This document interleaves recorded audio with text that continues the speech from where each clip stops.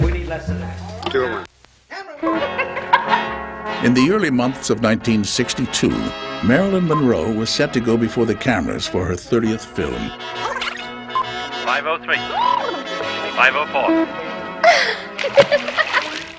She'd been absent from the screen for over a year, and the light comedy Something's Got to Give would offer something of a comeback.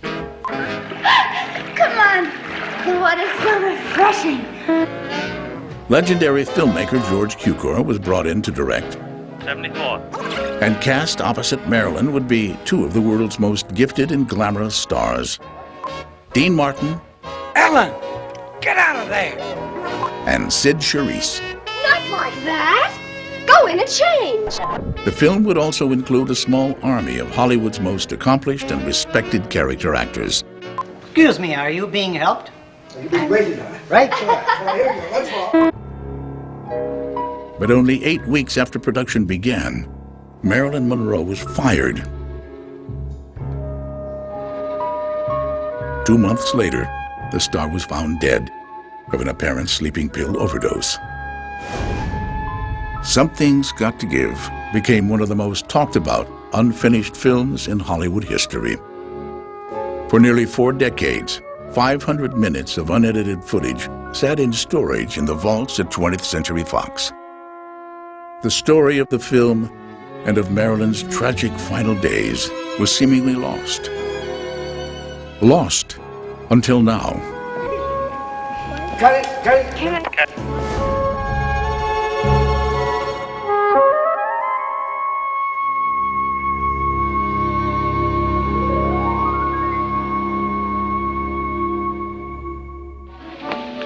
You see that man? That's Max Fabian, the producer. Now go and do yourself some good. Why do they always look like unhappy rabbits? Because that's what they are. Now go and make him happy.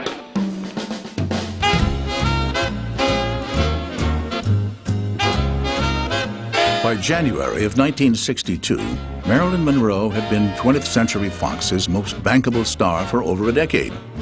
You can tell him for me, I think he's simply a doll. And I couldn't be crazy about these old Eastern customs. Her 20 pictures for the studio had grossed over $200 million at the box office, making Marilyn Fox's biggest commodity since Shirley Temple. But Monroe hadn't worked for her home studio in almost 2 years, and Fox was facing serious financial problems due to costly delays on the epic production of Cleopatra. The studio needed Marilyn back at work as soon as possible. To that end, they sent veteran producer David Brown to entice the star with a script for a light bedroom comedy entitled Something's Got to Give. Marilyn really didn't want to make Something's Got to Give. She was under a slave contract at that time to 20th Century Fox, having made films away from 20th Century Fox, and the studio was insisting that she live up to the contract, and this was given to her. Something's Got to Give was a modern remake of the 1940 screwball comedy My Favorite Wife, which had starred Cary Grant and Irene Dunne. Marilyn was to play a woman who returns home after 5 years stranded on a tropical island, only to find herself legally declared dead and her husband newly remarried. The film would be co-produced by 20th Century Fox and Marilyn Monroe Productions, a company set up in 1955 to give Marilyn more creative control over her projects. Is it true that you submitted a list of directors that you would work with? I would rather say that I have director approval, and that is true. This you think is important? Yes, it is. Very important to me. In September 1961, Marilyn submitted a list of directors that she would agree to work with. It included some of the industry's most accomplished names, among them George Cukor. But after a difficult experience with her during the filming of the 1960 comedy Let's Make Love, Cukor expressed misgivings about working with Marilyn again. Ray, I've never been so humiliated in my life. The least you could have done is tell me who you are. Well, you know, the story in Hollywood is always that you owe somebody a picture. You got out of one, but then you have to do another or something. And I think it worked out that Fox suggested Cukor, this picture, and he owed them a picture for something else. In January of 1962, Cukor reluctantly signed on to the film. Producer David Brown now had a major director and a star attached to the project. But he had no final script, despite the continued effort of Fox's staff writer Arnold Schulman. Tráilers. He was a great writer, but I was somewhat alarmed when I passed his office and saw that he had removed his desk and was writing in a yoga position. Bear in mind that the myth of Hollywood is far less than the reality. But the producers knew they faced problems much bigger and more difficult than script rewrites. Monroe's tardiness was now legendary in Hollywood. She had been blamed for creating costly delays on nearly every film in which she starred. To make matters worse, her 4-year marriage to playwright Arthur Miller had just ended in divorce, and the actress was finding consolation from a growing dependency on pills and alcohol. Concerned that Marilyn's emotional problems would only add to Fox's growing financial woes, studio chief Peter Levathes recruited the help of Marilyn's psychiatrist, Dr. Ralph Greenson. Levathes hoped that Greenson would control the star's erratic behavior. But what the doctor began controlling was Something's Got to Give.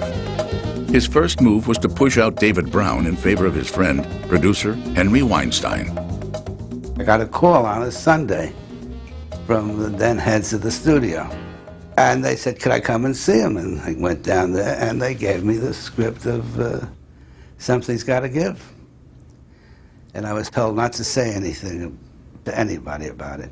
I was told of my impending removal by my future partner and best friend, Richard Zanuck, who said I was in the elevator and this guy, Henry Weinstein, was carrying a script of Something's Got to Give. Watch your back.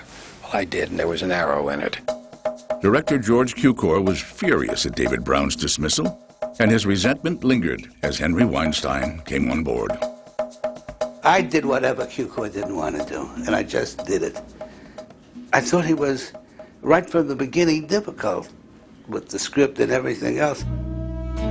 Two distinct centers of power began emerging on the set. One between Marilyn and Henry Weinstein, and the other between George Cukor and his associate producer and art director, Gene Allen. But both sides agreed on one thing. The script still needed work. Oscar winner Nunnally Johnson was brought in to complete a series of rewrites. Johnson had written How to Marry a Millionaire, which had been a great success for Fox and Marilyn. Do you know who I'd like to marry? Who? Rockefeller. Which one? I don't care. Now Johnson and Monroe would be working together to update Something's Got to Give. He said to her, now Marilyn, wherever you think the line is out of character, put a cross. Where you think the line is not funny enough, put a double cross. Fine. I'll leave happy. I don't hear from him for a week. I call her analyst, Romy, and I said, what is the problem? And he said, why did Nunnally use the word double cross? I said, what do you mean? He said, Nunnally once gave her a picture which she turned down, and she now thinks he's going to get back at her. But despite her fears, Marilyn slowly came to trust Johnson. She loved his witty interpretation of the story, as did producer Henry Weinstein. Nunnally Johnson, I think, was who Marilyn was working with to get a story that she would approve. I don't know whether they were keeping Cukor involved. One of the mistakes I made was I didn't confer with Cukor, which I should have done. It may have saved me problems towards the end. I was reluctant to do so because Cukor was working with Gene Allen, and I just thought I would undercut over that. Cukor was furious to be left out of the meetings. He felt that Johnson's version strayed too far from the original charm of My Favorite Wife. Within 2 months, Nunnally Johnson was replaced with a writer named Walter Bernstein. Johnson had written a script, and I have no idea whether he then had, whatever reason he had left it, whether he had died or whether, I really didn't know. All I knew was that I got a call from George Cukor. By now, script rewrites alone had brought the production $300,000 over budget, a problem that only seemed to mirror the larger financial crisis confronting 20th Century Fox. Cleopatra was still running massively over budget, and Fox was panicking from the escalating costs. The company was going broke, and fast. First we got notes that we should water our own plants because the greensmen had been fired. Then we got notes that the cafeteria was going because there was nobody there.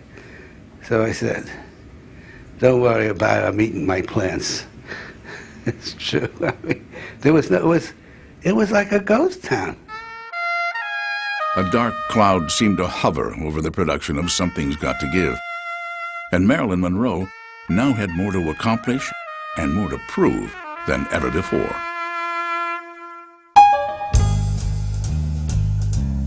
By late March 1962, there were only 3 short weeks left before the first day of principal photography. The race was on to meet the tight deadline. As George Cukor and Walter Bernstein pounded out a new draft of the script, associate producer Gene Allen oversaw completion of the set, an exact replica of Cukor's own home and backyard. The costume department worked overtime to pull the wardrobe together for the entire cast. And producer Henry Weinstein struggled to keep track of Marilyn Monroe. He was a prisoner, really, of the situation. I had very little to do with him. His main preoccupation was Marilyn, you know, how to get her there, how to keep her working, you know, and it was thankless. It was just a thankless job.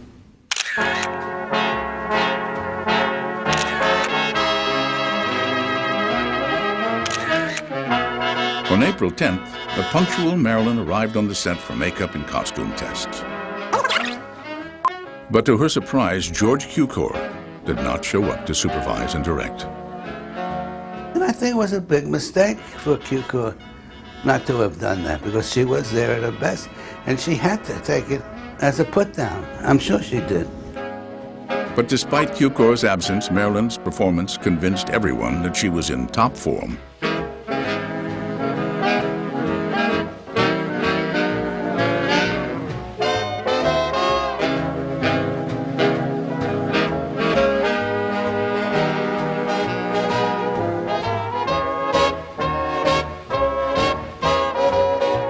And I was so happy because they were brilliant. I mean, she looked extraordinary. She was at her best.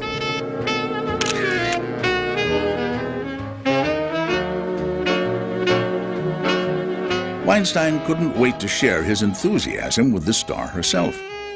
But when Marilyn was several hours late for their scheduled meeting, the producer raced over to her home in nearby Brentwood. When I come there and she's spread across her bed,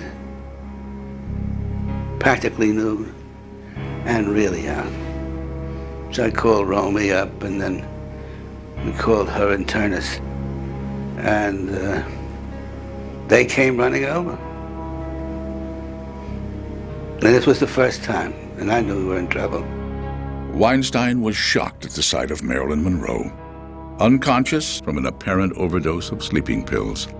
And I went to the studio and I said, listen, we gotta postpone this picture. I don't think she's gonna be ready. We're gonna start shooting in about 3 weeks. And said, what happened? She said, oh, no, you're being melodramatic. I said, I tell you, the girl is not able to do this yet. I said, if I came and told you she just had a heart attack, what would you do? She said, well, we would wait. I said, what's the difference? He says, she had a heart attack, we couldn't get insurance. With this, we can. They felt that she was in somewhat out of control, but still very bankable movie star. And whatever personal problems she had, they felt could be dealt with. Marilyn's habit of mixing champagne with sleeping pills was well known in Hollywood, and this latest incident rang few warning bells. The first time I actually got to the house, she had some champagne and she'd taken a couple of sleeping pills she had, and Dr. Greenson became worried, and so she gave me a key to her apartment and I carried it all the time so I could get in, if I had to, quickly. When she moved out to the Helenas in Brentwood, we had a key to the house in a fuchsia plant that was hanging in front of the front door. We know now. We know things that we didn't know then. I mean, that's just deadly.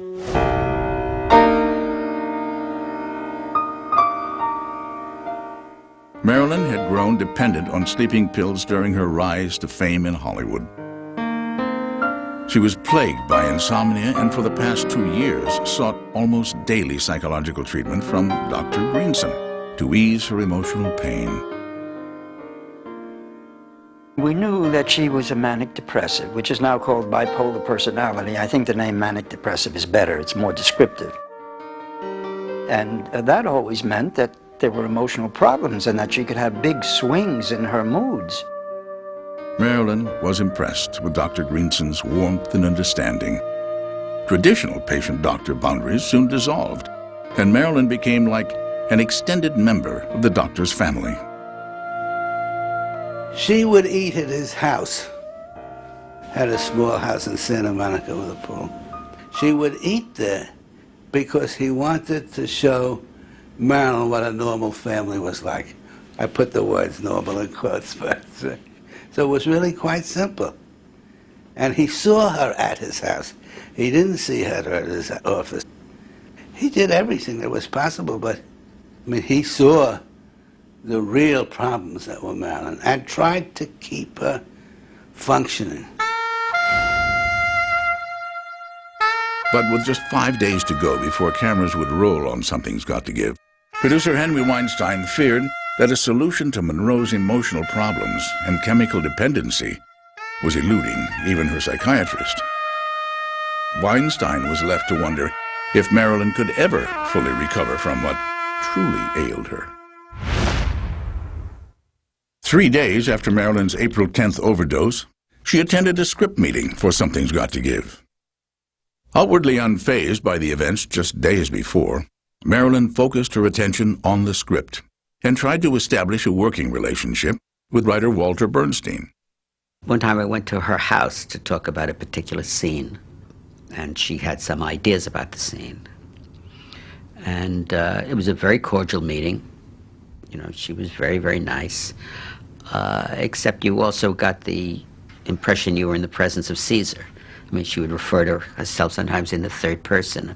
About a moment in a scene, she'd say, "Oh, no, Monroe wouldn't do this," you know. And she was very shrewd about her own image, as she saw it.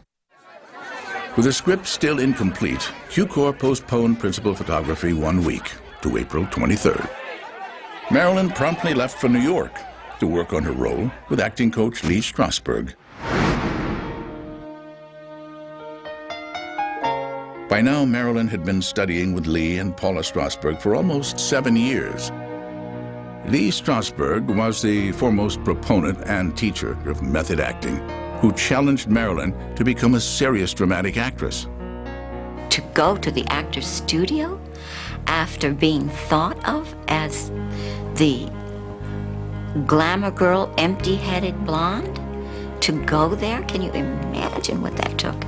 And then to prepare a scene and have to go out there and do it in front of actors. Oh, I can't imagine having to do that. Where did that come from? Except you have to see this enormous need to do better. What I'd like to do, that is what I would like to accomplish. I would like to be a good actress.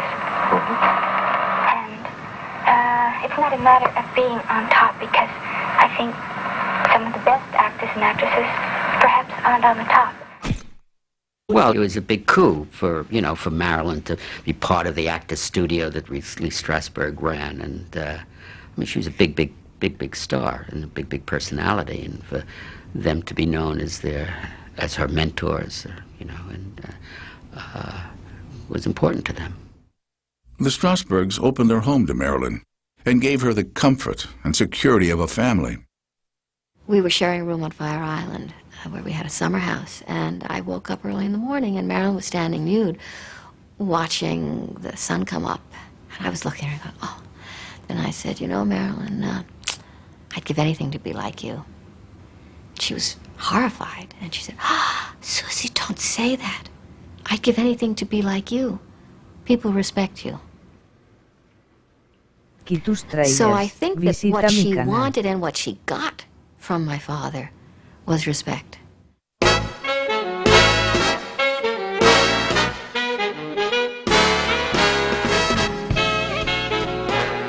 Marilyn longed for respect and credibility, and while in New York, she sought out the company of the most esteemed artists and writers in the world, including famed playwright Arthur Miller, whom she later married.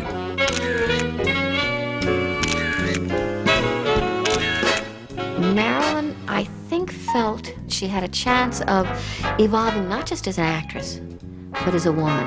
And I have a lot of respect for that. The fact that a girl like Marilyn, from her background, was reading Rilke, was reading the poets, was making this effort. You can lead a horse to water, but you can't make it drink. Marilyn planned her return to the set of Something's Got to Give, energized by the week-long stay in New York. But a bad cold she caught from Lee Strasberg began weakening her health. On April 19th, Marilyn landed in Los Angeles, suffering from a serious flu. 2 days later, she was diagnosed with acute sinusitis. I called her up and I said, Marilyn, what is the problem? She says, well, I'm running temperature, she says. I said, what's your temperature? Just a little above normal. I said, I could walk down the street and get that temperature. She said, yes, that's true, but you don't have to be in front of the camera. Marilyn's performance depended a great deal on how she looked. And if she really wasn't looking well and had the effects of a cold, maybe you couldn't shoot her if she did come.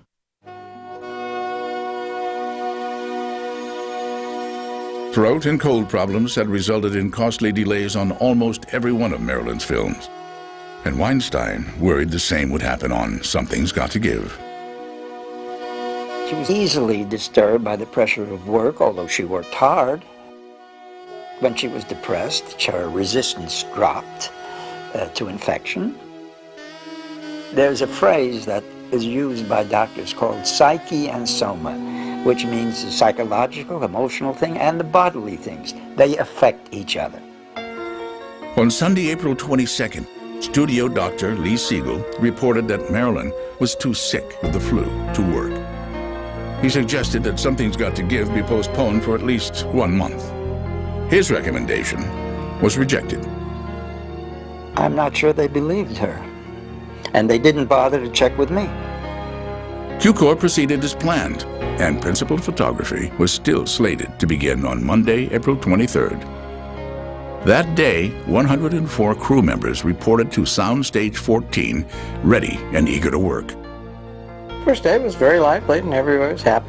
You know, every time you start a picture, you're kind of up because it's something new. Everybody was very excited about the film and very high, and the film was to start. And of course, the director said, well, I think, Sid, you'll have a couple of weeks where you're not working because we have so much to do with Marilyn and Dean.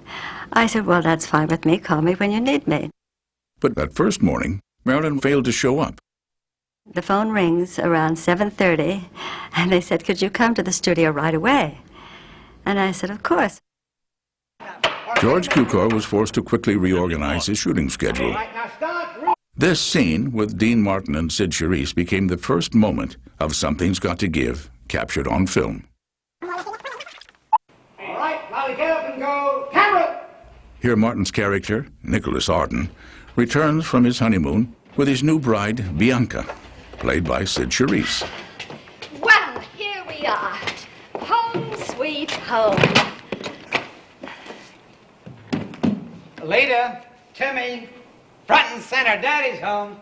Did you order any carpentry work done, darling? Maybe they're hitting each other over the head. Cut it, go it. Cut. 80. Hello, my darlings. Hi, Daddy. Hi, Daddy. Now, is that all you got to say? No presents. No present. Look, what are you two doing up there? Building a treehouse. Lita, what's the matter with the house? What are you doing up there? Building a treehouse. A treehouse? You just said that to me. Say it again. Building a treehouse, say it again. The following day, on April 24th, Monroe called in sick again. She even missed a planned visit to the set by the Shah of Iran and his wife, Empress Farah, who were in the U.S. on a goodwill tour. Ginger Rogers is also on hand to greet the distinguished visitors, and ebullient Bob Hope. The upper classes, of course, were all pro-Shah, and I have nothing against the Shah. I even liked Artie Shaw, so it shows that I'm neutral on this question. But Hollywood was quite appropriately agog at meeting foreign royalty. Although the dignitaries were anxious to meet Monroe, she refused to appear. I tried to get her there. I called her and said, the Shah's coming, you gotta come. And she said, I can't come because he is anti-Israel. And I think she didn't come because she didn't think she'd be pretty enough.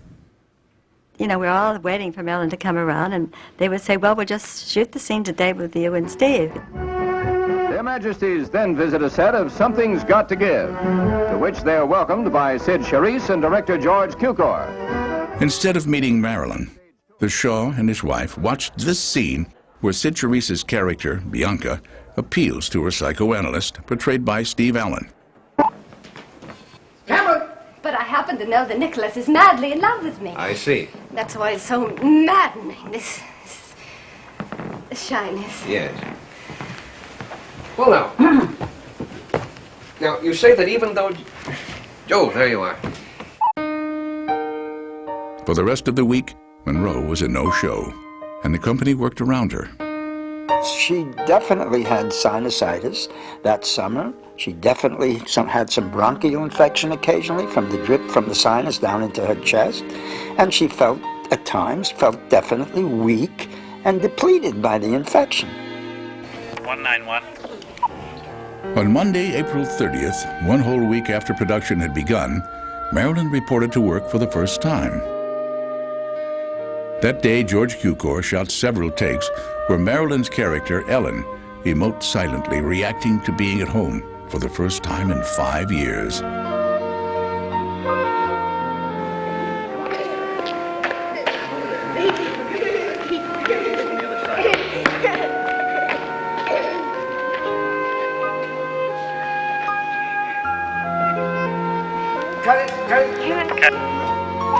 On Tuesday, May 1st, Marilyn was on the set at 7 a.m. against the advice of the studio's own doctor. But after only moments, the actress collapsed and was rushed home. Cukor, he said, now you don't worry about anything. This is all going to be just fine. Marilyn, you know, we have to have patience with Marilyn. This isn't unusual at all. But she's so wonderful that the results will certainly be worth it. Cukor patiently moved ahead with the scene, featuring Dean Martin and Phil Silvers. Here, Nick Arden discovers that his first wife, Ellen, was not stranded alone on that South Seas island. 229. Well, they have a report, actually a rumor, that a woman answering the general description of your first wife was picked up by an American submarine. Well, to tell you the truth, as was a young man answering the general description of Stephen Burkett, who was reported drowned the same time your wife was. Oh, it's absurd. a man was rescued at the same time as my wife? No, a young man, according to this unverified rumor. They were on this island together for 5 years? Ridiculous, isn't it? 279. Marilyn was absent for the rest of the second week, during which these scenes with Dean Martin, Sid Charisse, and John McIver were shot. Happy when you... 303. Come on. Yeah. Wasn't I supposed to marry somebody? Yeah. Us. What? Yes. Already? Well, it's been 5 years, sir. I mean, they were marvelous. I mean, they were real pros. You know, she was just charming and nice. She would never say anything. She just went along with the flow. She's very quiet, very ladylike. I think she scares half the crew sometimes. She's a perfectionist. She's just great. Dean Martin was just superb. And he'd always have a golf club, always be swinging it, always be swinging it. He'd call me in, he said, now sit, nothing's going to happen. Just be patient, wait it out. I mean, just the opposite of everybody who was running around trying to do whatever they were doing. He was stalwart. Marilyn may have been out sick, but she did keep her eyes and ears on the set. All right. Camera. I got a call from Marilyn one day. She says, Sid Charisse is patting her breasts. I said, Marilyn, you haven't been on the set. You don't know. How can she? She said, I have people watching. I said, well, how can she? She's wearing this negligee. This has a little negligee. You can't do it. She says, you don't know anything. I said, but if you think I'm going to tell Miss Charisse if she's doing to stop doing it, you're mistaken. On Monday, May 7th, Marilyn called in sick for the 10th time. And now her behavior was starting to test even the crew's patience. She seemed healthy. All this talk that she had these colds and things, I never saw any evidence of it. Up to a point, I believed it. You know, I was certainly ready to believe that she was susceptible to colds and, you know, and the rest of that. But I didn't get any sense of drinking when she came to work. I always felt she was on pills. You know, she had those kind of mood swings, and I never felt, except for very rare intervals, that, you know, there was a normal, healthy person there. Tuesday, May 8th, the entire company shut down, declaring they had run out of scenes to shoot without Monroe. 2 days later, on Thursday, May 10th, it was stated in the daily production report that Marilyn's presence was required for the rest of the script. The star had only worked 2 days, and the show was 5.5 days behind schedule. Studio executives began to worry. They couldn't afford to lose money on Something's Got to Give. Fox needed this film in theaters by October in order to help make up for the mounting debt caused by Cleopatra bills. In Rome, these same executives were handling Elizabeth Taylor with kid gloves, though her own off-screen behavior and frequent illnesses had created huge delays and extravagant expenses. But back in Hollywood, the studio's patience with Marilyn was wearing thin. I'm sure they had been through this many, many times with Marilyn. I don't think it was the first time. So they knew what to expect, actually, like Cukor did. He really knew what to expect. There's a lot riding on the project. She certainly had the biggest power of all, which was whether to show up or not. The fourth week of production rolled by, and Marilyn had completed only a few days of work. Many key scenes were shot in her absence, including entire sequences with the children. 446. And Kathleen and Michael went to the ponies. My horse bit. You don't have a horse. She doesn't have a horse. That was good, except you didn't grab it early enough. Huh? Child actors Alexandra Heilweil and Christopher Morley had a difficult time remembering their dialogue and staying focused. Cukor shot take after take with the children, occasionally losing his patience. Me to be surprised. Leave that alone. Come on now, watch me. 498. Speed. Let's do it once more. Once more. That was very good without cutting. There isn't Very good. any Come on. pain. Never mind. Come on, boys. Come on. All Leave right. it alone. Now watch me walk away. Let's do it once more. Alexander, stop fussing with that, will you please? And watch me. On May 14th, Marilyn made her third appearance on the set. She was put to work opposite a very uncooperative dog and a very frustrated trainer. I start like... 382. Hey, Jeff, watch it. Jeff, speak. Jeff, speak. Speak for us. Come on, speak. Jeff, come on up here. Jeff, come on, Jeff. Here, watch it. Performing a welcome home scene over and over, it was the dog, not Monroe, who repeatedly missed cues and required take after take. Come on. Come on, Jeff. Here, Jeff. Speak for us. Speak.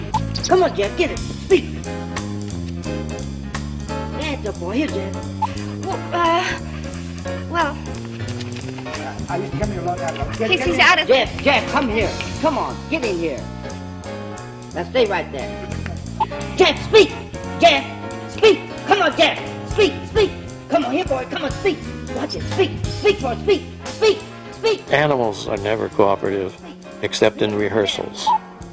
A dog will react to a trainer perfectly all through the rehearsals. But the minute they hear a director say action, the animal knows that they can get away with anything. But I remember the poor animal trainer trying to get it working. Well, I mean, we had her finally on the set. I mean, there were more interesting things you could do with Marilyn than shoot that dog. I just thought it was a waste. A terrible waste. The next 2 days rolled by without incident. Monroe showed up ready to work with her $5,000 a week acting coach, Paula Strasberg, in tow. Cukor finally had Marilyn present on the sound stage, but he could not command her undivided attention. You know, she was upstairs with her coach, with Paula, and she wouldn't come down if she didn't feel like she was ready for the scene, or she wouldn't come down. I think she had a lot of psychological problems. Marilyn had relied on Paula Strasberg's guidance during the production of her last 5 films. Paula had gained a reputation for quietly usurping any director's control over the star, a manner of working that made her universally unpopular on the set. She was heavier than I am. She wore these black capes. She looked like Dracula's assistant. And she indulged Marilyn in all of this whims. You can't treat her this way. She's a great Hollywood star. Marilyn would look over to her for encouragement and for what to do. It was insidious, you know, and I think it hurt her very much. Every time she had to do something, she had to get Paula to tell her. Like we were doing the scene where Marilyn was supposed to walk down the steps near the swimming pool. Marilyn went up and down those stairs 10 or 12 times, and every time she would go up the stair, she would look at Paula, and if Paula said no, then she had to do it again. And I could see George just fuming and fuming and fuming. Cukor hated her, really hated her. I don't think they helped her at all. I think they just pumped her up full of lots of stuff so they could use her. But Paula Strasberg was not the only strong female in Monroe's entourage. Marilyn's publicist, Pat Newcomb, was also a presence in the actress's life. Pat Newcomb took control of Marilyn. Between Pat Newcomb and Paula Strasberg, Marilyn she was like a caged animal. Nobody could get near her. Even if George Cukor wanted to talk to her, you had to go through Pat Newcomb. Marilyn's distracted moods during Something's Gotta Give were also the result of a chaotic romantic life. Rumors flew about a flirtation with President John F. Kennedy and a more intense personal relationship with his younger brother, Bobby, who also happened to be the U.S. Attorney General. Well, over a period of time, I was not at all surprised that the Kennedys were a very important part of Marilyn's life. And so that I was I wasn't included in this information, but I was a witness to what was happening. I get a call from Marilyn one day. She says, I'm going to have a date with a very important man. And I really would like to know what questions to ask. I said, Marilyn, but who's the person I got to know? She says, it's Bobby Kennedy. So I said, you know, we're right in the middle of the civil rights situation. Ask him why he's not being more supportive of Martin Luther King. What are they doing to calm down these riots? You know? She says, well, how do I know which question? He says, it depends on his answer. So I said, well, let's rehearse. Give me the question, answer, and then the next question. We did that. A couple of days later, she says, I have another date. I said, well, how did the date go? She said, oh, it went very well. I said, now it could be more personal. And I don't hear from her for a week. So I called up and I said, Marilyn, how's it going? She says, I don't need any more questions. On May 15th, Marilyn reported to work despite complaining of a fever. We'd get reports from the psychiatrist, we'd get reports from the producer, and Marilyn had said this, and oh boy, she is coming in tomorrow. And if she did show up, it was like the second coming. Everybody fell down and genuflected. Following several hours of makeup, Marilyn walked into the glare of the lights. Cukor filmed this scene where, after a long absence, Ellen Arden talks to her children, who fail to recognize her as their mother. Are you going to stay long? I don't know yet. Would you like me to? Y tus I don't trailers. know where you Visita mi sleep. canal. I don't know either yet. But if that could be worked out, would you like me to stay? I would. You would? I wouldn't mind. Don't get me sick. Again, he got you fed again. Oh, yeah. As I remember, there was a boy and a little girl, and even before we shot, she went and interacted with them to get them at ease so that she could play with them and everything. I remember that. It was hard because had her children lived, they would have been the same age as the children she worked with. The children loved her. She played with them, but it was sad. Marilyn wanted children. She wanted them badly.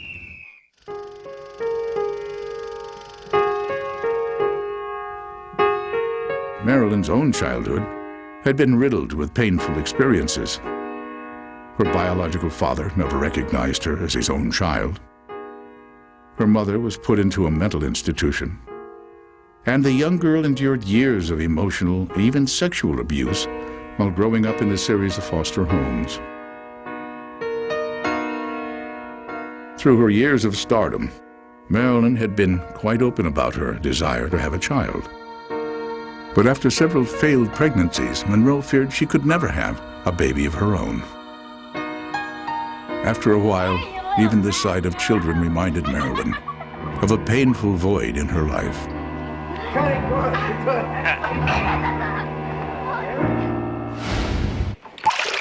Timmy, you hurt yourself. Michael. Marilyn had now been on the set, eager to work for 3 days in a row. But early on Thursday, May 17th, it was learned that Monroe was going to take time off to attend President Kennedy's birthday gala in New York. Before production had begun, producer Henry Weinstein had given Marilyn his tentative approval. But now he had changed his mind. Little did I know we were going to miss so many other days. Now the day comes, and she says, now remember, I'm not supposed to shoot on such and such a day. I said, yeah, I do remember, but man, we haven't shot an arc. I don't want to shoot. Can't shoot. Then I pick it up. She's going to the president's birthday party. And I said, you're not going to go. I said, you're not going to shoot, but you're not going to go. And no, I'm going to go. Production reports clearly stated that Marilyn had permission to attend the ball. But behind the scenes, studio head Peter Levathes was imploring her not to go. A week earlier, he had even sent a letter stating, Marilyn, as you know, we are behind schedule with our picture, and we cannot consent to or acquiesce in your absence. But Marilyn's mind was made up, and she headed for New York to perform for the president. We all knew she was going to go to the president's ball. It was an honor to go to the president's ball. She wasn't the only one that was invited. There were many, and she had permission. Mr. President, Marilyn Monroe.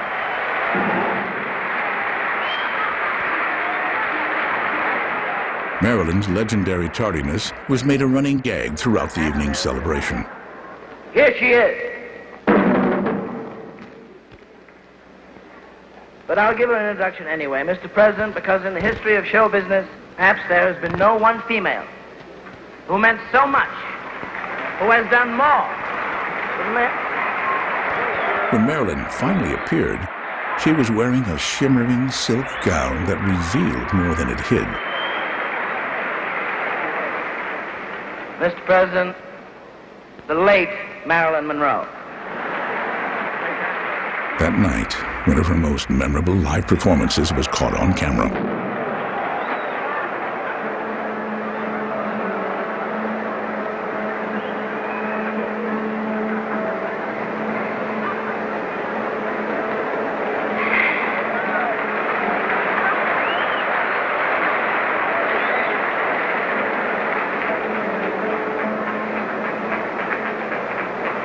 Happy birthday to you. Happy birthday to you. Happy birthday, Mr. President. Happy birthday.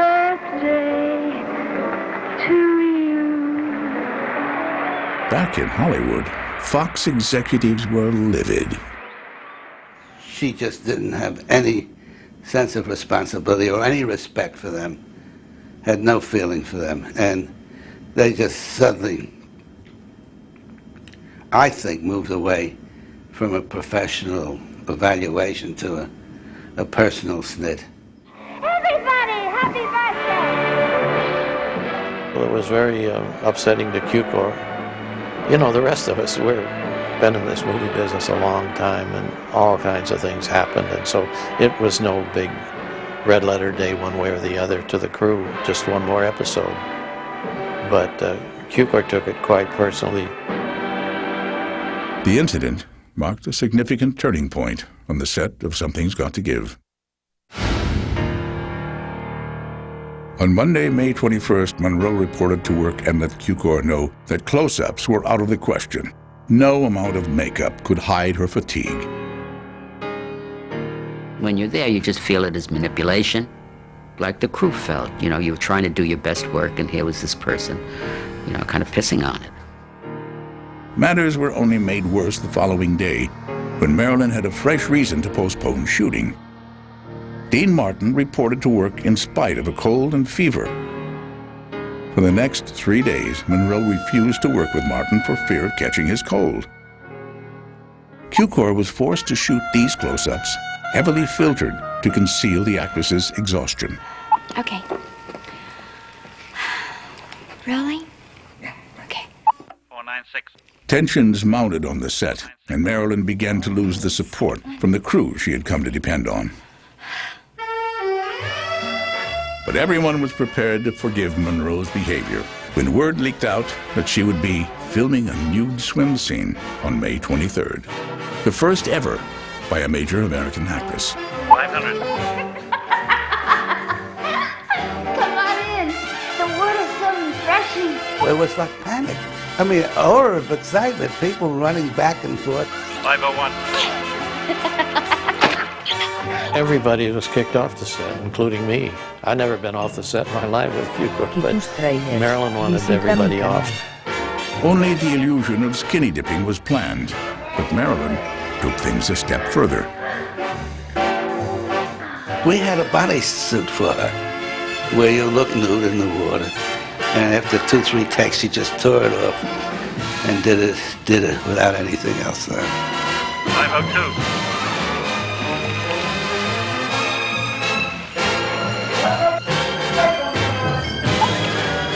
503. 504.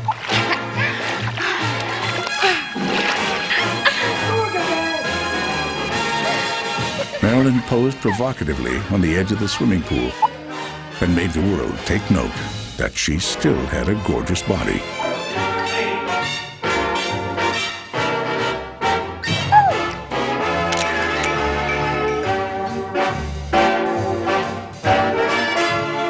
Marilyn seemed inspired by the scene and by the presence on set of her favorite still photographers. Once again, she was in front of the kind of camera that had fallen in love with her face and her figure years before.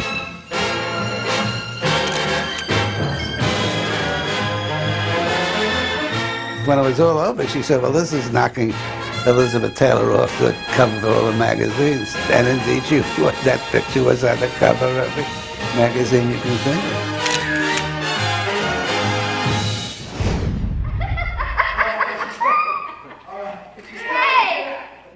It's cool here. But even if the temperature in the pool didn't rise, optimism at Fox did. The scene was extraordinary, and Monroe had now been on the set for a solid week without interruption. On Friday, May 25th, Marilyn left the studio looking happier than she had in weeks. But that weekend, she disappeared. No one heard from her for 2 whole days. I couldn't understand what happened that weekend. That's what, to me, it's the big personal mystery. You know, because she left feeling great, and now it was all over again. Maybe she had a disappointing affair. Some speculated that Monroe's rumored affair with Attorney General Bobby Kennedy was at fault. People think it's ridiculous that she thought that she could be First Lady. But when you stop to think of whoever would have thought she could have married the greatest baseball player ever, and she did, or the greatest author, one of the great American authors, and she did. In Marilyn's mind, she could do all these things. But whatever Marilyn needed to get back on track with her role in Something's Got to Give, no one on or off the set seemed to have the solution.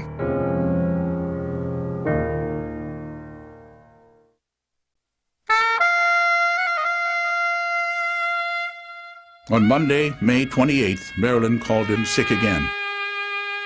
Production reports that once stated Marilyn Monroe ill now reported company did not shoot due to Miss Monroe's inability to report for work. The following day, Marilyn showed up to the set, but she seemed to lack focus in this scene where husband Nick Arden implies Ellen was unfaithful during her absence. All right, Kim. Adam and Eve. I was afraid you'd misunderstand about that. Oh, what's to misunderstand? A man's wife spends 5 years on an island with a strange man. Would you like it any better if I knew him? And it slips her mind? Can we start again? Yeah. All you can think about is the way I behaved with this poor little... Okay. With this poor little fly. All you can think of is how I behaved with a poor little man who wouldn't harm a fly. Yeah, one more. That was good, though, huh? I mean, how long does it take to tell a woman my wife's back? It takes me 2 seconds. It's taken... You've had 2 days. Sorry, George, but we can do it. At 5 p.m., the company stopped shooting due to Marilyn's complaints of exhaustion. The film was now 11 days behind schedule. On May 31st, the actress's raw nerves were noticeably close to the surface during the filming of this sequence opposite Wally Cox. Here she uses her feminine wiles to convince a naive shoe salesman to pose as the man with whom she spent 5 years on the island. Will you have lunch with me? I bring my lunch to the store. I'd be so grateful if you'd take it out. Are you free for lunch? No, the fact is, inferior footwear is made from them. The crocodiles themselves don't make. Would you have lunch with me? I bring my lunch to the store. My foot's grown. Go barefoot for 5 years. Gee. Good. On Friday, June 1st, Marilyn Monroe turned 36, a watershed year for any actress, but especially one noted for her beauty and sexuality. I think she realized, I'm going to be 36. Then I'll be 37, 38, and there's a lot of new girls coming along that could replace me. 699. Speed. But whatever concerns Marilyn harbored about her age, she kept to herself that day, and without mishap, shot this scene with Wally Cox and Dean Martin. 677. By 9:37 a.m., cameras were rolling. Eve said you had some questions you wanted to ask me. Nick? Oh, he has. Ask him. Ask him anything. Oh, well, let me see. What kind of an island was it? An ordinary island, wouldn't you say? Like the rest. Small island? Not small. Not large. Medium. Oh, trees, yes. No vines. Well, yes, vines, too. Water? Yes, all around. That's the nice thing about Stephen. He doesn't talk your ear off. I suppose you lived in tree houses? Well, huts. We lived in huts. Separate huts. Even during the rainy season? When it rained, we moved on up into the trees. How was that, gentlemen? Okay. Good. Beautiful. Good. Shooting wrapped at 5:30, and only then did Marilyn's birthday party begin. The day of her birthday, I picked up the cake, and they were screaming at me that I had to hide the cake because it wasn't going to be brought out until 6 o'clock. They had to get a full day's work out of that woman. That was the expression. The assistant director, and he looked at this cake, said, well, we're having Marilyn's 36th birthday. He says, get that goddamn cake off the set till we're done shooting at 6 o'clock, then you can have her birthday party. And that was, I mean, they were under a lot of pressure. They finally had her on the set, and they wanted to work, you know. Marilyn's simple birthday party stood in sharp contrast to the lavish 30th birthday celebration thrown for Liz Taylor in Rome.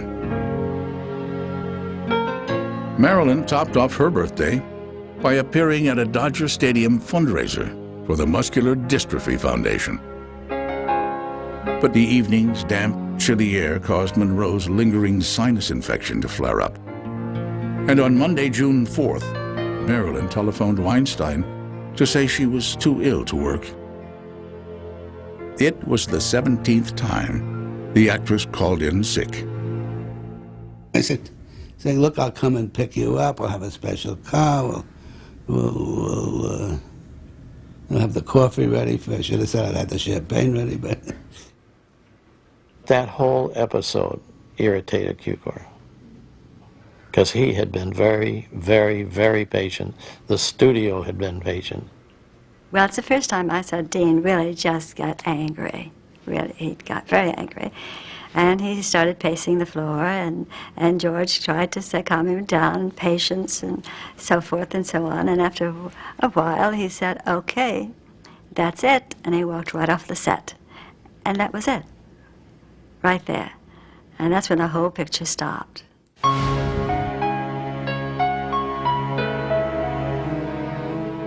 For Fox, this was the final straw. Marilyn had worked only 13 of 30 production days, and the film was now $1 million over budget. Rumors flew that the actress would soon be replaced. Acting as Marilyn's intermediary, Dr. Greenson met with Fox hoping to stop the company from proceeding with its plan. He assured them he could do it, and he was a pretty convincing guy. Very, very passionate, real New Yorker. Dr. Greenson negotiated with Fox's lawyers, and here in these minutes from one meeting, Greenson conveyed that he would be able to get his patient to go along with any reasonable request, and although he did not want Fox to deem his relationship as a Svengali one, he in fact could persuade her to do anything reasonable that he wanted. He convinced her that he would be there all the time. I mean, I think what's unusual is for the studio to say, I need like a psychiatric nurse to get her through the picture. Why they would think he would have any more success than anyone else. It was a mistake. But Greenson's promises didn't stop Marilyn from calling in sick.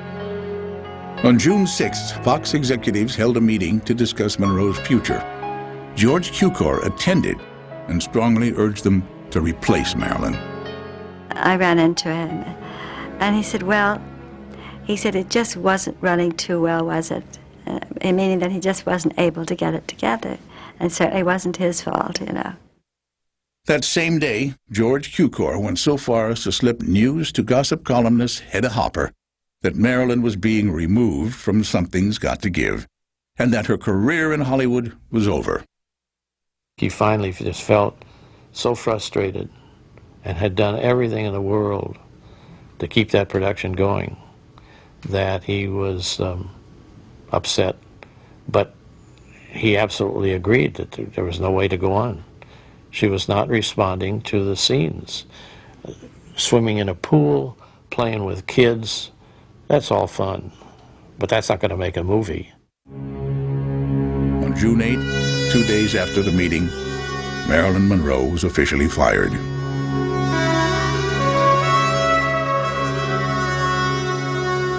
She was very upset. It's a very emotional thing to have a studio fire you and tell her she'll never work again in this town, and her career is finished. I mean, you know, this was a terrible shock, terrible shock.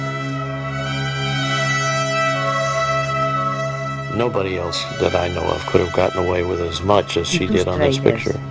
There would have been decisions made long before they were on this.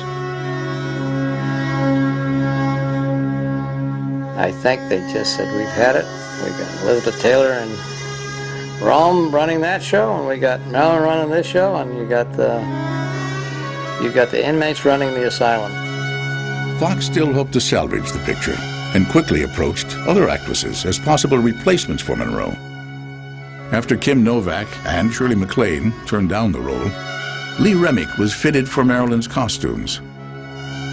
On hearing that Remick would be his new co-star, Dean Martin officially handed in his own resignation. I said, you know, you better look at Martin's contract, which you guys negotiated. I didn't. And it says, if Marilyn is replaced, he needs approval of the star. Otherwise, he's not going to do the picture. And of course, that's what happened. Dean insisted no Marilyn, no picture. On June 11th, letters went out to the entire cast and crew, informing them of their suspension. I was a little stunned that, first of all, everything came to a stop that day when Dean walked away. And I was put on suspension immediately, and everything, the production stopped then. I mean, they pulled the plug. I mean, that was it. That was the end of the show. They weren't shooting anymore. That was gone. We were laid off. That day, 104 people lost their jobs. Fingers were pointed at Monroe. Marilyn was humiliated, and she feared that there might be some truth to the rumors that her career was over.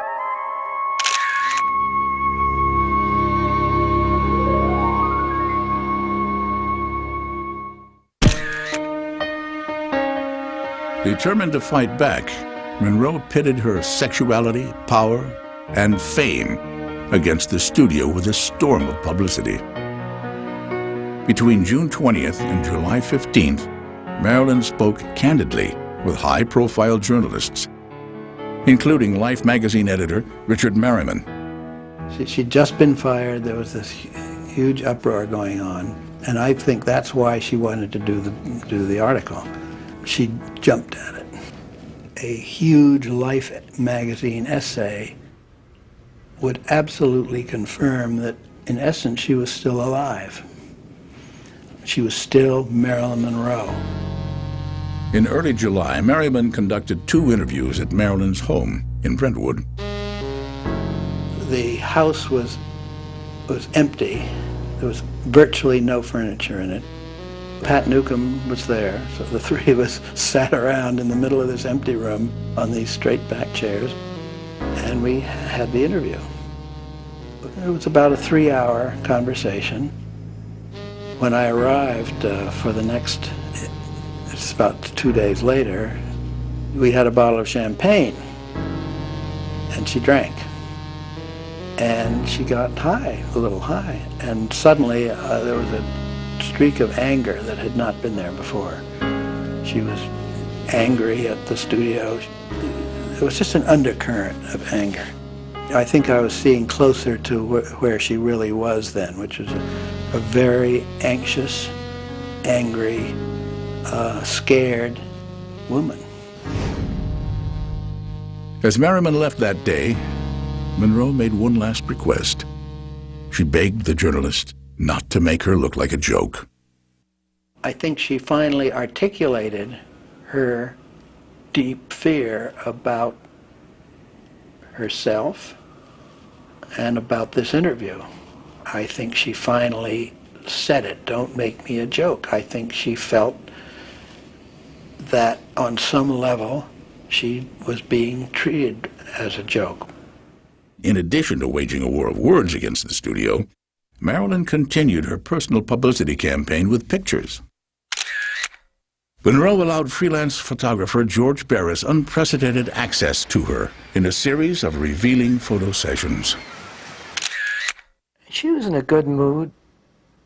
Once in a while, she'd stop and maybe think about problems that she's in. And it would bother her, but she snapped out of it very quickly.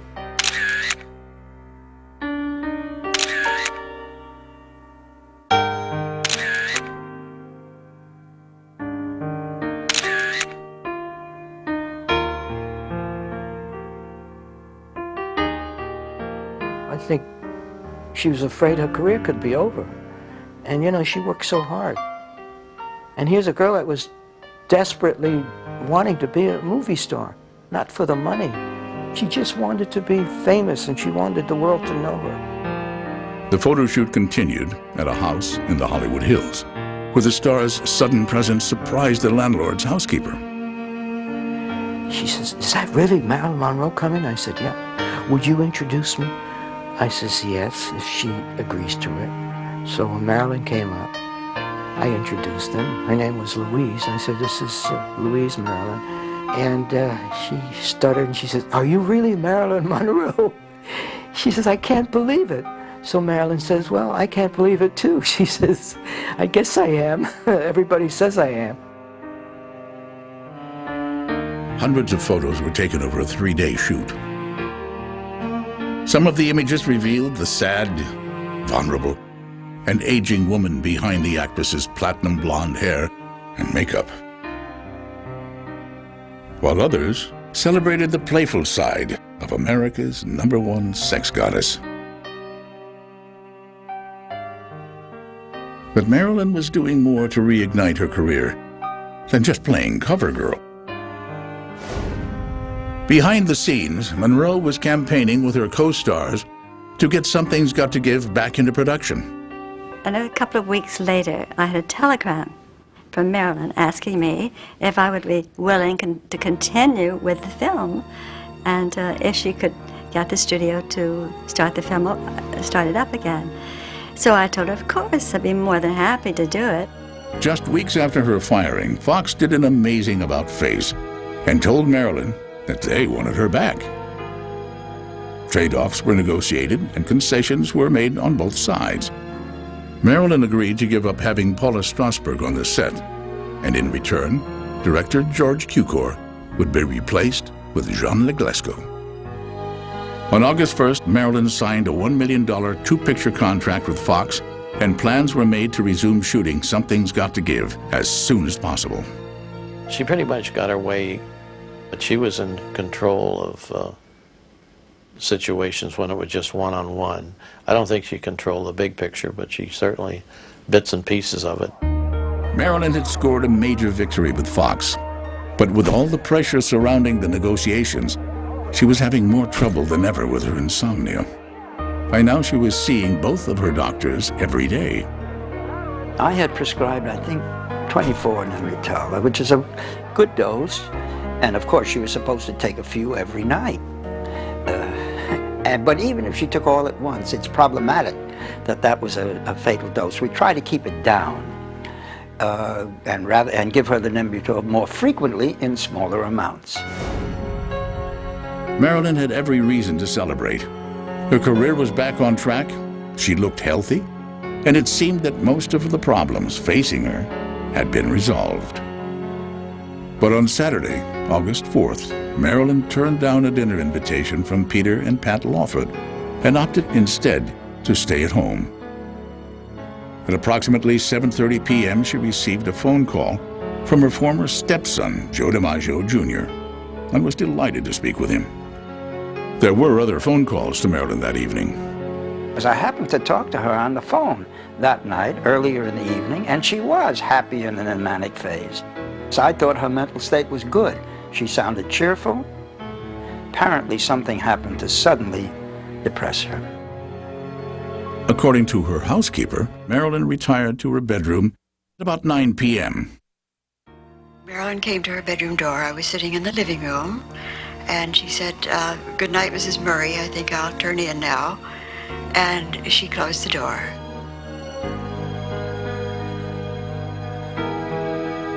Later that evening, Marilyn placed a call to Peter Lawford. She bid a cryptic goodbye to his wife and President Kennedy. Although Lawford was concerned about Marilyn, he did not rush to her side. Peter Lawford got a call from Marilyn, and she was mumbling. Apparently she was going under from the pill she took, and perhaps was calling him as a cry for help. He didn't run over. He was the one who then called Mickey Rudin to tell Mickey Rudin that he'd had this call, and Marilyn sounded funny, and would Mickey check, and that's when Mickey called the housekeeper. At approximately 10 p.m., Marilyn's attorney, Mickey Rudin, called Eunice Murray. Mrs. Murray assured him Marilyn was fine. But about 5.5 hours later, at around 3:30 a.m., Mrs. Murray awoke, alarmed to find the light still on in Marilyn's bedroom. I went around to the front of the house. Turning the curtains back, I saw Marilyn lying on the bed, nude, and I was just alarmed. Dr. Greenson got there first. She was dead when he got there. And I went into the bedroom and made sure she was dead. There was some rigor mortis, yes, but it wasn't extreme yet. I suspected that she'd been dead at least a few hours.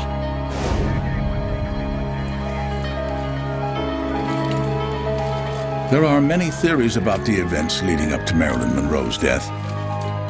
But on that hot summer night of August 5th, one thing was certain. Marilyn was gone. I believed she was in a manic phase and that something happened to suddenly depress her, and she grabbed pills there. That she had plenty of pills at this bedside. I think she was suddenly depressed, and in that sense, it was intentional. Then, I think she thought better of it when she felt herself going under because she called Peter Lawford. So while it was intentional at the time, I do believe that she changed her mind. As the autopsy report showed, traces of drugs were found in Marilyn's system that her doctors claimed they had not prescribed. At the side of her bed, there was a lot of Seconal, which I had never given her. Also, the autopsy showed that her liver had a lot of chloral hydrate. I never gave her chloral hydrate, and I don't think any doctor in the United States gave it to her. She must have bought it in Tijuana. But perhaps the only undisputed fact surrounding Marilyn Monroe's death was that it shocked the world. I was floored.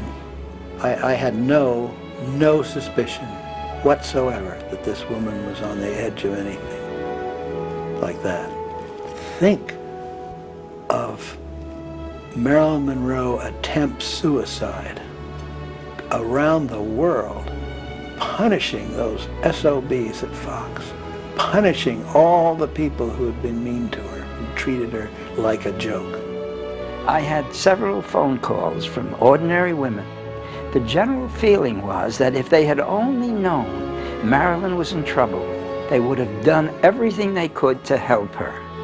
And so I realized that Marilyn didn't just have appeal for men.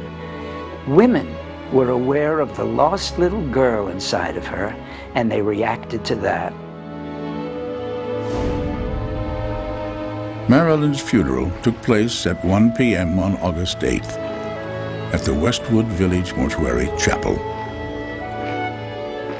Former husband Joe DiMaggio arranged a very private ceremony to which none of Marilyn's Hollywood friends were invited.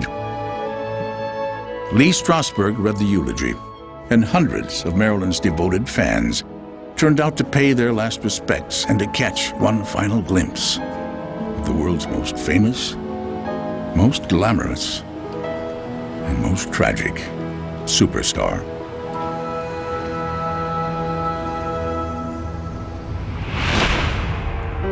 In death, Marilyn Monroe became a legend, an icon whose celebrity transcended her untimely end. She is embedded in the collective memories of anyone who has ever seen her photograph. She has become a symbol defining womanhood, sexuality, and beauty for every new generation. In 1963, Fox recast Something's Got to Give with Doris Day and James Garner and retitled the project Move Over Darling. Harmless? You call Adam and Eve harmless? He broke his leg in the crash and he was laid up for 6 months. Yo, what happened to the other 4.5 years? The footage from Something's Got to Give was long forgotten in the vaults of 20th Century Fox, except for brief glimpses in a handful of documentaries. It would rarely be seen by the public. In 1999, with the full cooperation of the Marilyn Monroe estate, a massive restoration project was undertaken. employing state-of-the-art digital technology, 9 hours of footage was carefully restored to its original CinemaScope splendor. Using vintage scripts and notes from the studio archives, a painstaking editing process began. Random pieces were assembled into a coherent shape, and special consideration was given to the original intention of George Cukor and 20th Century Fox. Now, for the first time ever, is the edited reconstruction of Something's Got to Give. It is one last look at a film that might have been, and a star who will live on screen forever.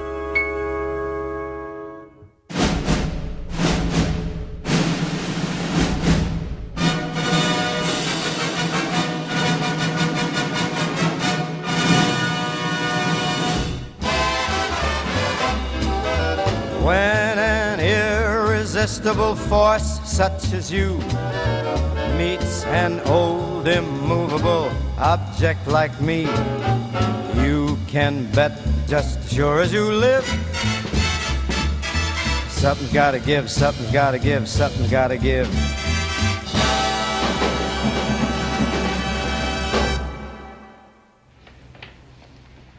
Are the parties ready in the matter of Ellen Wagstaff Arden? The matter of Ellen Wagstaff Arden. Visita mi canal. Good morning, sir. It's very kind of you. Just a moment. Wasn't I supposed to marry somebody? Yes, Your Honor. Well, let's get it over with. This can wait. This Arden case looks like a very complicated business to me. But, Your Honor, the Arden case. Yes, I know. It's a very complicated case. It can wait. What? What? What? Who's dead? Oh, that's sad. That's very sad. If Your Honor, please. Are you Arden? Yes, sir. Just as I thought. Well, Mr. Arden, as I understand it, your wife, Ellen Wagstaff Arden, was aboard a yacht in a trans-Pacific yacht race when it was lost in a storm. Yes, Your Honor. What's she doing in a yacht race? A mother of 2 infant children. Well, you'll find the circumstances set forth in my brief, Your Honor. Ellen Arden. Why'd you let her go? She loved sailing, sir, and when they offered to sign her on as official photographer... Why didn't you go with her? I was involved in a case, sir, and we talked about it, and we decided that she needed a change. You see, she had a tough time with the children, with teething. And Never mind the teething. You're a lawyer. Stick to the facts. That's all there in my brief, Your Honor. Well, let me read it. Stop interrupting. Any proof of loss? On page 7, I believe. Huh? You're on page 4. I know it's 4. Here it is, page 7. When last seen 5 years ago, a wave 25 feet high. Young woman, put that mirror away. Are you trying to blind me? Well, wash your face instead of painting it. Such a thing as contempt of court, you know. Don't you get me started on you. Now, where was I? Where was I? Page 7, sir. Don't interrupt. Just don't interrupt me. The survivors agreed that the said Ellen Wagstaff Arden was swept overboard before aid could reach her. Depositions appended. Quiet. I could explain the whole thing, Your There's Honor. nothing to explain. The testimony is all here, signed affidavits, no evidence to the contrary. The law is very clear. I hereby pronounce Ellen Wagstaff Arden legally dead. Wasn't I supposed to marry somebody? Oh, yes, Your Honor. Us. What? Yes, sir. Already? Well, it's been 5 years. 5 seconds in the eyes of the law, young man. Your wife was not dead until I said she was dead. Now, you're sure you wouldn't want to have a little more time to think this over? No, sir. Well... Rheumatism, sir? Arthritis. Are you sure it isn't psychosomatic? The price of carrying around those weighty decisions, you know. Are you a doctor, madam? No, but... Then how would you like to spend the next 3 years in the penitentiary for practicing medicine without a license? You sure you want to get married? Yes, sir. We already have our plane reservations for Honolulu.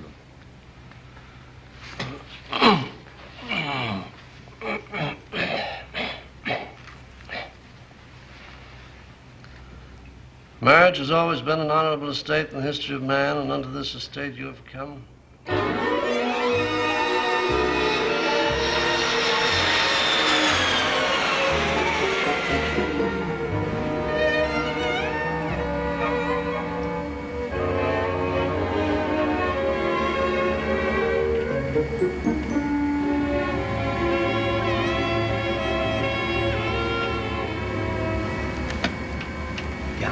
No, Nicholas, there's no need to explain.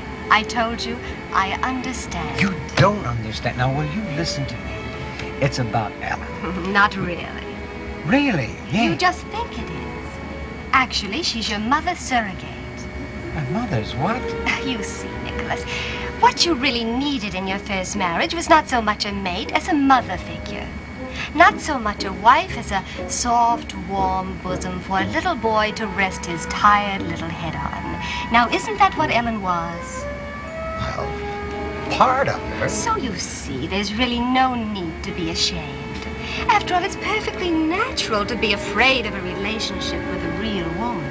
Oh, come on. I've got... Just don't lose faith in yourself, Nicholas. That's all I ask. Because I won't.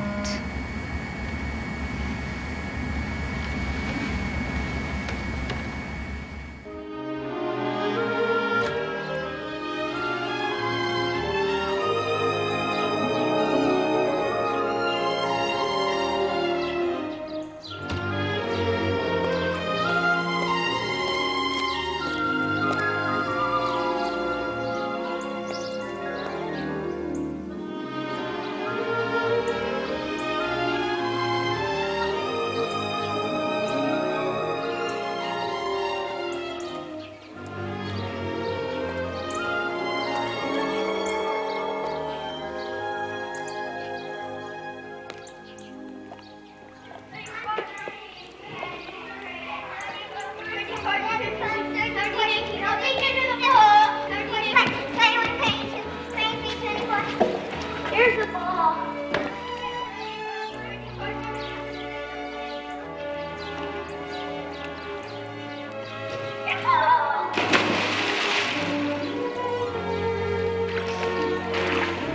How was that? Go.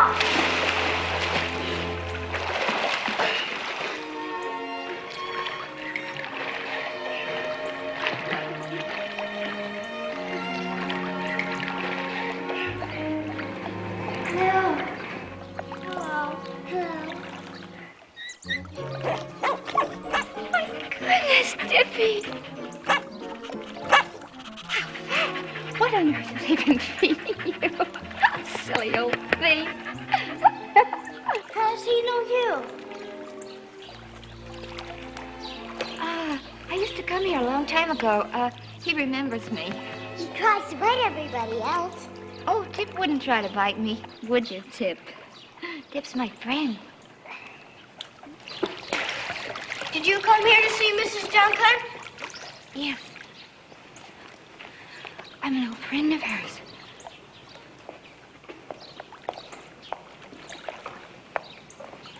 You don't remember me, do you? No, I do. Don't pay any attention to her. She's crazy. Y tus trailers. Visita mi canal. I don't know yet. Would you like me to? I don't know when you asleep. I don't know either. Yet. But if that could be worked out, would you like me to stay? I would. I wouldn't mind.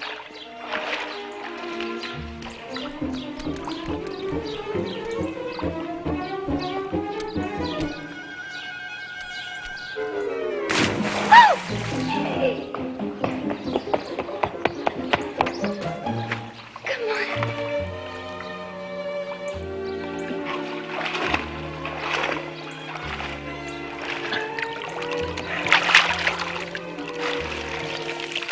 Timmy, you hurt yourself. Look on me.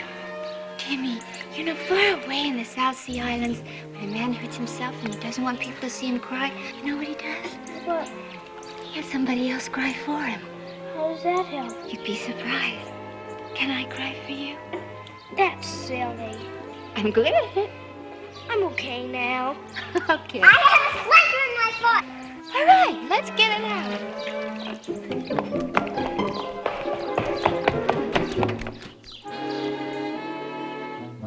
Ow! You're thinking. I did it. It hurt.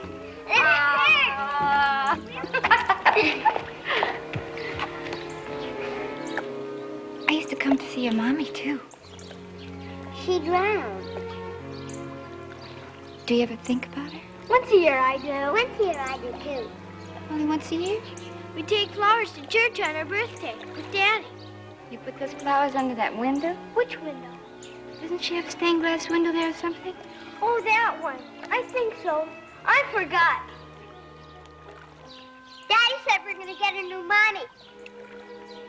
He does, really? Bianca. Do you like Bianca? Can you swim? Timmy, come here. Why? I want to hug you. Me too. You two, both of you. You know what you two kids are. What? You're my two sweethearts. My two best sweethearts in the whole world. Hey, you little rascal. Well, here we are. Home sweet home. Later, Timmy. Front and center, Daddy's home. Did you order any carpentry work done, darling? Maybe they're hitting each other over the head.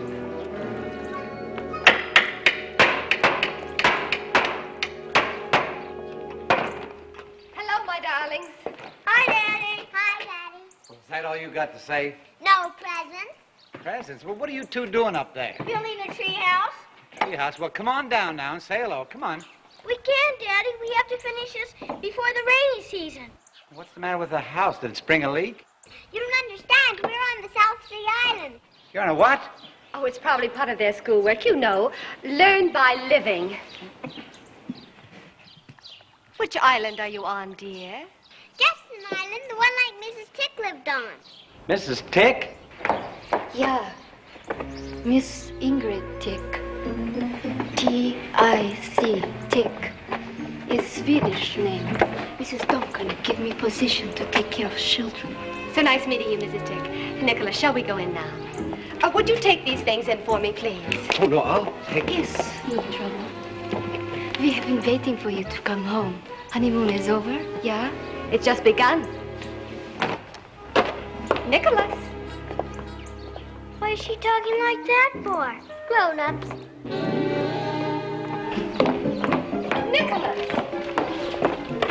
Aren't you going to carry me over the threshold? Such a strong man. Oh, darling, make it happen.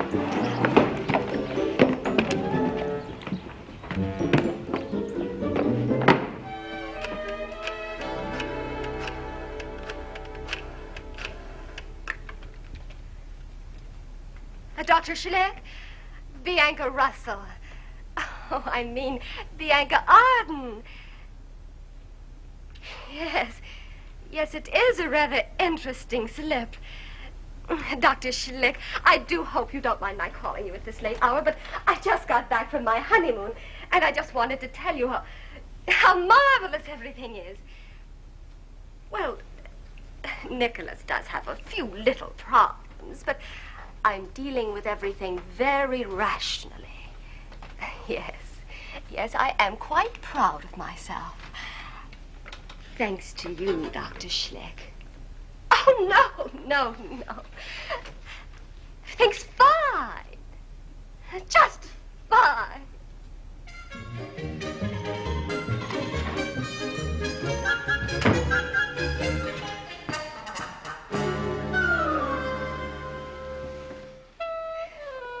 Put out the light, please, darling.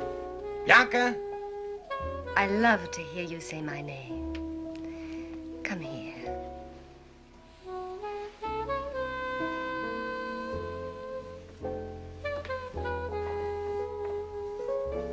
Now where are you going? I forgot to turn off the light.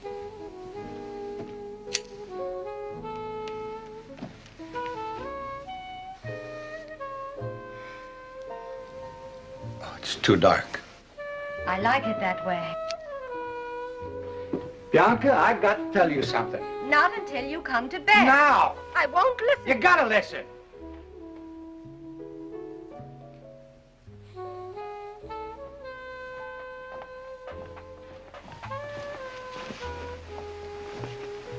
Not like that. Go in and change. Nicholas, what's the matter with you? I don't feel so good. Well, put on your pajamas and come to bed. I'll make you feel better. Go on. But come right back. You won't fall asleep. I won't. Quitus Trailers, visita mi canal.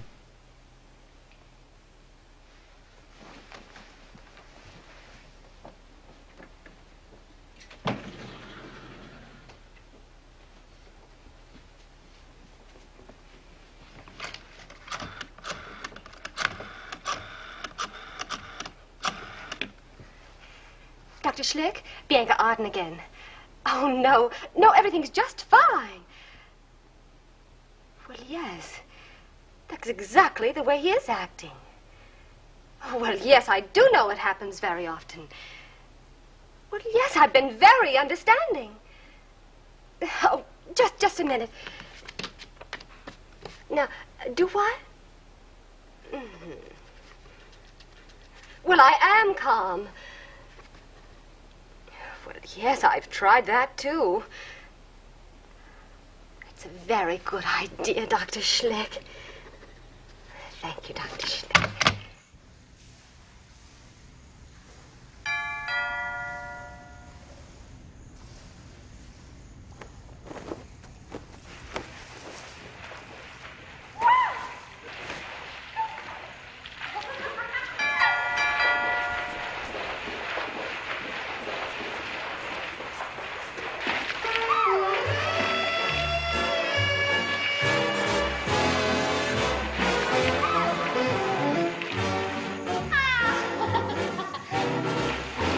Ellen, get out of there.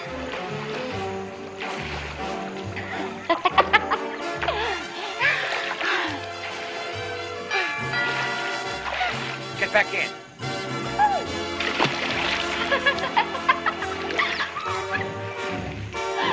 Come on. What a refreshing. You know, after you finish doing, Nicholas! Come here, honey. Right there.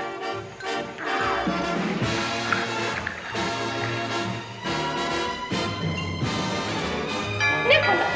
Oh, no, dear, didn't. There's a draft out there. Sit down here. Catch cold.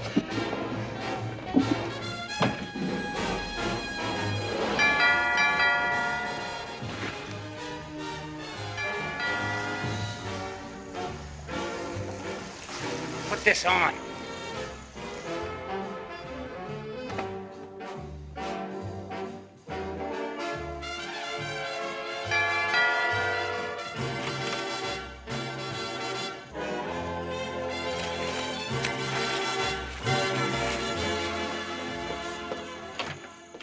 How are you? Mr. Arden, I'm sorry to disturb you at this hour of the night. I'm Johnson of the American Life and Accident Assurance Company. Come right in. I need all the insurance I can get. Well, thank you. Oh, right up here. You know, I did have the privilege of meeting you at a Dem Father's Pack night some months ago. Oh, yes, how could I? Upstairs, we'll have a drink. Oh, no, I don't drink, but you go right ahead. All right. Say, I hope you'll forgive me for getting you out of bed. Oh, I'm glad you came. Why, you have a lovely place here. Oh, you like it? I hope you got everything covered completely. Swimming at this hour? Oh, we're an outdoor family. Oh, my, listen to that splashing. Must be doing the breaststroke. I hope the pool is heated. It's being heated right now.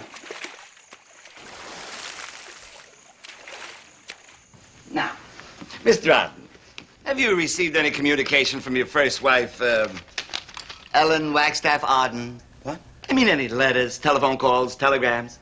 No, just as I thought. Oh, our district manager, Mr. Fowler, he's such a fuss budget. He wants to check everything. Of course, it's customary for a company to check when they put out a large sum of money, but this is so ridiculous. What are you talking about?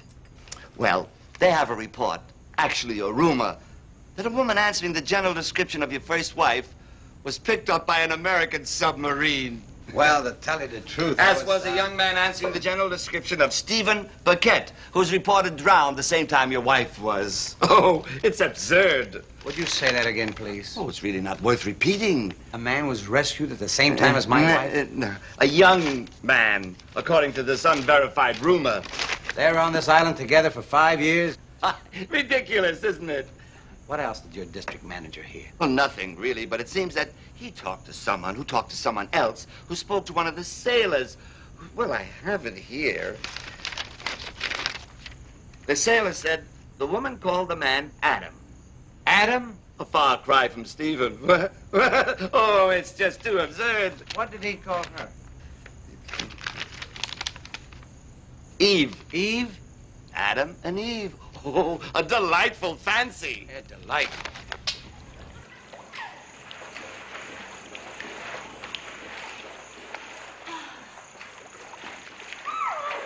Well, I guess I'll run along now, and thank you so much, Mr. Arden. I'm sorry to have troubled you at this hour. But that Fowler, he does get my dander up. He never admits he's wrong. Well, I can't wait to see the expression on his face. Don't bother, I know my way out. Oh, do you mind? No, go. Thank you. Adam and Eve.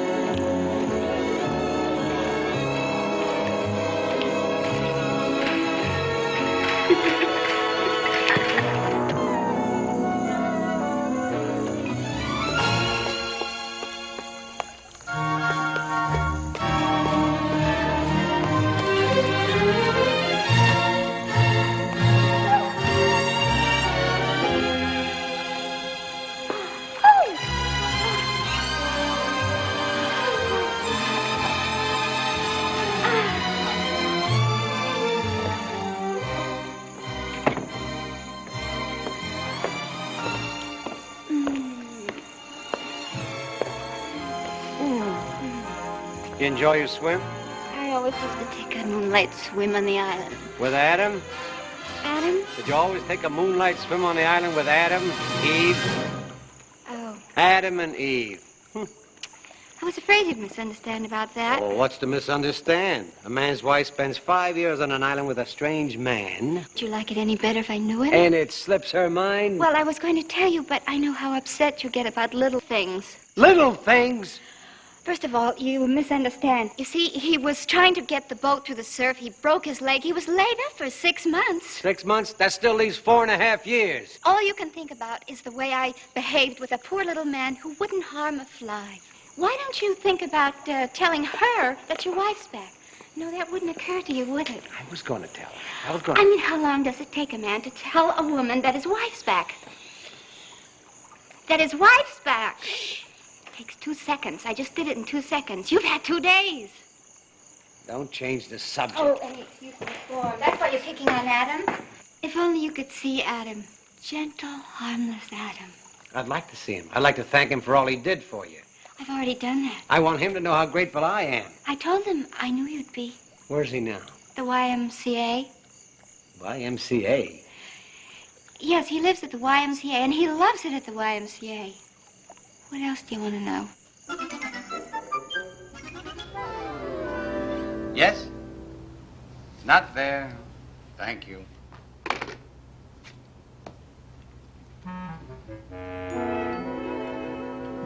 Good morning, Mr. Arden. Oh, Miss Worth, I want you to find a Stephen Burkett. Now, this is very important. Drop everything else. I tried all the hotels. You tried the country clubs, the men's clubs, the athletic The clubs. YMCA. I tried the YMCA. Just find him. Yes, sir. Oh, Miss Worth, would you come in, please? Sit down. From a woman's point of view, Yes, sir. I have a client who's in great distress. You see, his wife has been unfaithful to him. For how long? What's that got to do with it? Well, some people look at these things one way and some people look at it another. 5 years. She must have been a pretty smooth operator. The circumstances were highly unusual. The wife should be forgiven. Always? Well, of course, you bawl her out a little bit. You don't want her to keep at it. But you know, to err is human and all that sort of jazz. And if the husband... Oh, that's quite different. He has a wife waiting for him at home. Thank you, Miss Worth. Just find Stephen Birkin. Yes.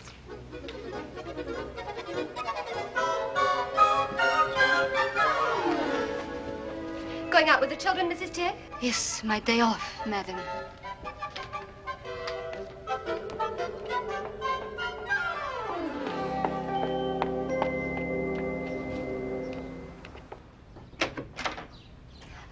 Dr. Schlick, the pattern is perfectly clear to me now. It's practically a textbook case. There's only one little thing that bothers me. Oh? Now, I could understand it if I repelled him, but his not being able to... Well, that would make it more understandable, yes. And I happen to know that Nicholas is mad about me. I see. That's why it's so maddening, this shyness. Well, now. Now, you say that even though... Oh, there you are. That won't be necessary here. Yes, just get right up. Now, you say that even on your wedding night... That's right, Doctor. Even though you were... Naturally. Including... Of course. Amazing. You know, it's almost as if... Oh, it is indeed, yes. Also... Yeah, really? Even I... Oh, extraordinary. And you, Yes. tried a little of that. Well, then, I don't, Yeah. Man must be crazy. No, I hope not, Doctor. I like to think that Nicholas is just simply insecure. But it's got me so upset. Yes. I can see that, yes. Dr. Schlick, will you stay with me today? Oh, well, Not here. We'll go out for lunch. After all, I have finished my analysis, and you wouldn't have to worry about breaking any rules. What rule? Would you? Well, I do have some other appointments, but could I use your telephone a minute? Yes, of course. Thank you.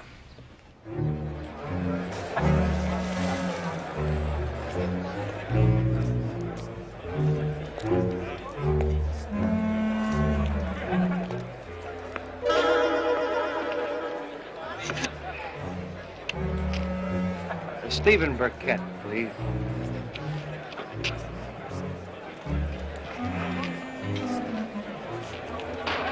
Oh, he's not in his room. Would you have him paged, please?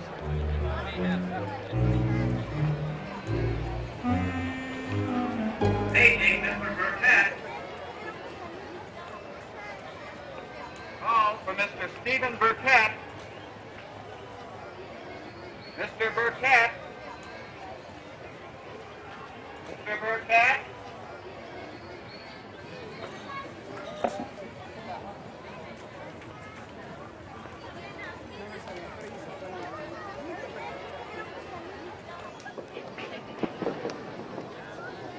Mr. Burkett? Mr. Burkett?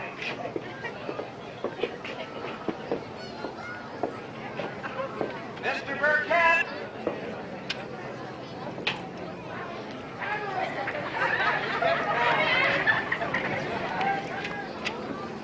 Mr. Burkett? And a very effective man. Mr. Burkett? Hey, right over here, boy! Mr. Burkett, pick up the phone, please.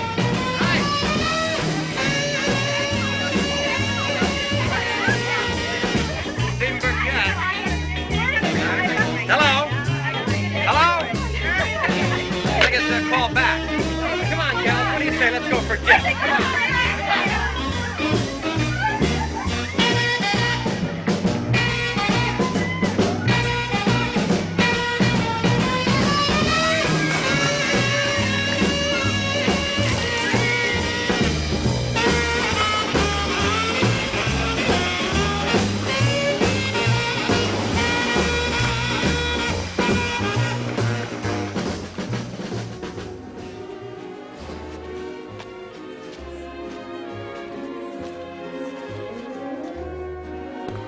Excuse me, are you being waited on? Not yet. I could wait on you. Thank you. Do you have this shoe in a 6.5 AAA? We have that in all sizes. If you'll sit over here, I'll get it for you. Thank you. We carry that model exclusively in the genuine Bengal crocodile. That's the true or saltwater crocodile. Found also in South China, Northern Australia, the Fiji Islands.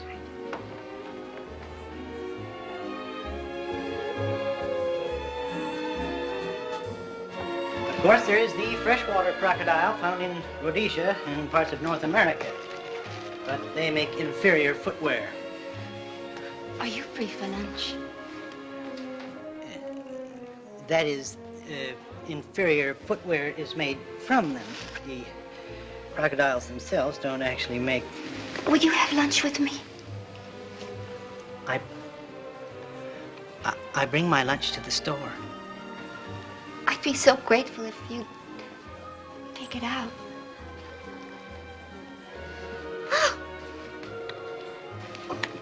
I guess my foot's grown.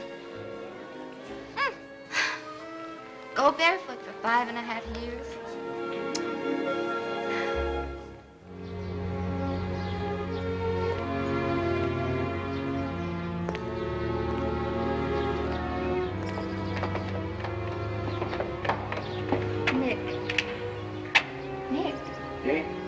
I want you to meet Adam. Adam? Well, Stephen, really. Stephen Burkett. You wanted to meet him, didn't you? Well, here he is. Here he is.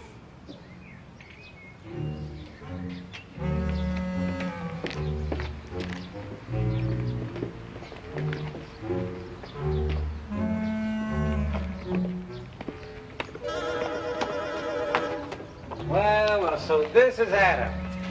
Pleased to meet you, Nick. Oh, well, sit down, Adam.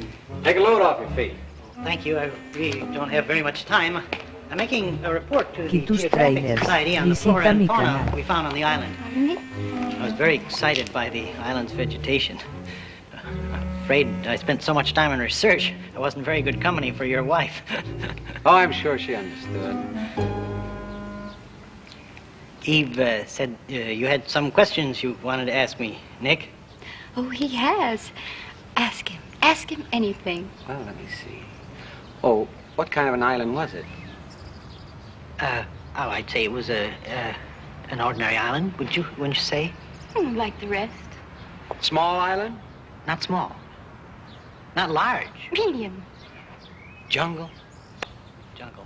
Yeah, trees, vines. Oh, trees, yes. No vines. Well, yes, vines too. Water.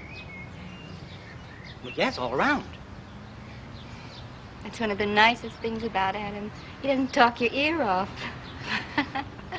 I suppose you lived in tree houses. Huts. We lived in huts. Separate huts. Even during the rainy season? When it rained, we moved on up into the trees. Separate trees. Anything else you want to ask? I don't think so. I got a good, clear picture. Well, then shall I be running along? Oh, must you? Well, the Geographic Society insists on punctuality. Well, drop in again, Adam, and we'll talk about the flora and the fauna. Thank you. Bye, Eve. Goodbye. Adam? Watch it.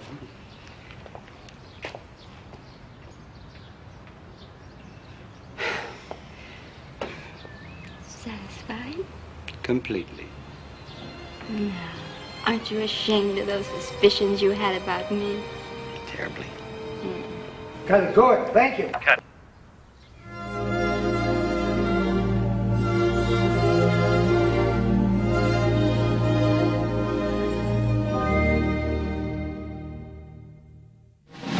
When an irresistible force such as you meets an old immovable object like me, you can bet just sure as you live, something's gotta give, something's gotta give, something's gotta give.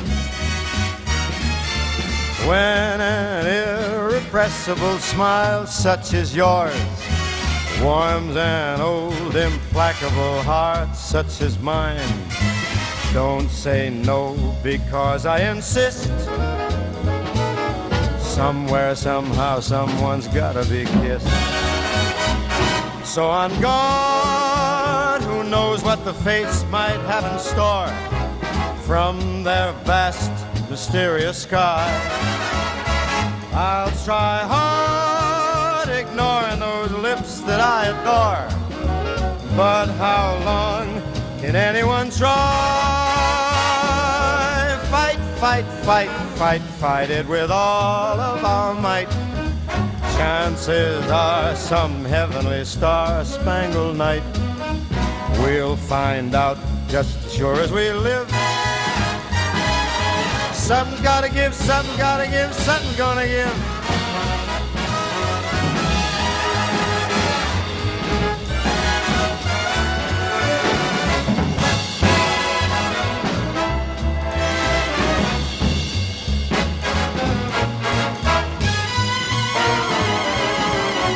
Something gotta give, something gotta give, something gotta give. Something gotta give, something gotta give. Oh, let's tear it up.